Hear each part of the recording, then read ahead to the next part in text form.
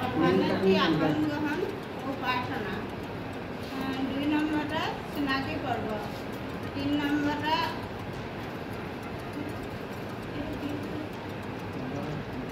সভাৰ উদ্দেশ্য ব্যাখ্যা কৰিব কেন্দ্ৰীয় সভানেত্ৰী সুদেৱা খাতুন বাইদেউ। 4 নম্বৰতে অন্যান্য। 5 নম্বৰতে সভানেত্ৰী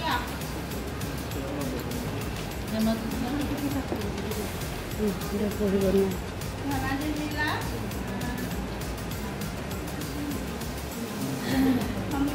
সমিতি গঠন পূৰ্ণাংগ কৰা। এইটো কাটিব স্পষ্টকৈ হয়তো বুজি পোৱা নাই। মই কথাখিনি আকৌ কৈ দিছোঁ। আজি সভাখনত আমাৰ কমিটিৰ সভানেত্ৰী আছে, সম্পাদিকাজনী নাই। গতিকে আমাৰ অলপ খেলিমেলি হৈ আছে। তাৰমানে আমি এই বস্তুবিলাক ইয়াত থৈ দিলে নহ'ব, সম্পূৰ্ণ লিখিত আকাৰে একেবাৰে ওপৰলৈকে যাব লাগিব। সেইকাৰণে কমিটিখন পূৰ্ণাংগ কৰিবৰ কাৰণে যিহেতু সম্পাদিকাজন প্ৰয়োজন, উপ সভানেত্ৰীৰ প্ৰয়োজন, সহ সম্পাদিকাৰ প্ৰয়োজন। সেই গতিকে আজি এই সভাতে পূৰ্ণাংগ কমিটিখন আজি গঠন কৰা হ'ব। লগতে কাৰ্যসূচীখন তেখেতে পাঠ কৰি দিছে যিহেতু, তথাপিও আপোনালোকৰ যদি কিবা বুজিবৰ কাৰণে অসুবিধা হৈছে তেতিয়াহ'লে মই আকৌ আপোনালোকক কৰি পাঠ কৰি দিওঁ, আপোনালোকে শুনিব। প্ৰথম হ'ল কাৰ্যসূচী সভানেত্ৰী আসন গ্ৰহণ ও প্ৰাৰ্থনা। 2 নম্বৰত আছে চিনাকি পৰ্ব। 3 নম্বৰত আছে সভাৰ উদ্দেশ্য ব্যাখ্যা কৰিব কেন্দ্ৰীয় সভানেত্ৰী মিছ সুদেৱা খাতুন বাইদেৱে। 4 নম্বৰত আছে অন্যান্য, ৰাইজৰ একাষাৰ মানে অন্যান্য ৰাইজে কৰিব কি ক'বলৈ আছে। 5 নম্বৰত আছে 5 নম্বৰত আছে ধেমাজি জিলাৰ সমিতিখন পূৰ্ণাংগ গঠন। 6 নম্বৰত আছে সভানেত্ৰীৰ মন্তব্যও সভাভংগ। গতিকে ইয়াত যদি কিবা ভুল ত্ৰুটি আছে বা কিবা ভৰাবলগীয়া আছে তেতিয়াহ'লে আপোনালোকে আমাক আঙুলিয়াই দিয়ক, আৰু যদি নাই তেতিয়াহ'লে হাত চাপৰি দিলে আমি মানি লওঁ। সমবেত হৈছোঁ ধেমাজি জিলাৰ জিলা সমিতিৰ উদ্যোগত।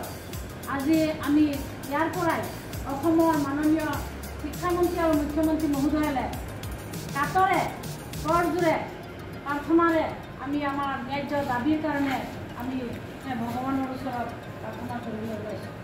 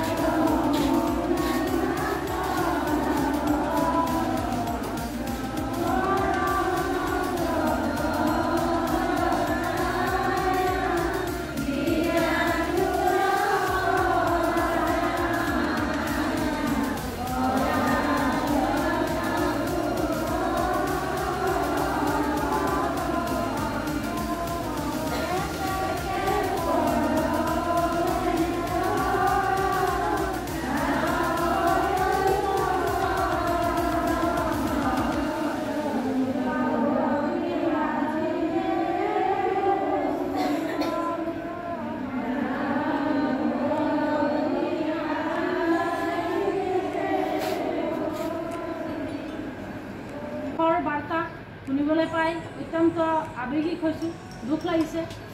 যিহেতু আমাৰ কৰ্মৰত এগৰাকী ৰান্ধনী ইতিমধ্যে তেখেতৰ বিয়োগ হৈছে, অত্যন্ত দুখৰ খবৰ। যিহেতু তেখেতৰ আত্মাৰ সদ্গতি কামনা কৰি আমি ভগৱানৰ ওচৰত এটি প্ৰাৰ্থনা কৰিম বুলি, মৌনতা অৱলম্বন কৰিম বুলি ওলাইছোঁ। 1 মিনিট।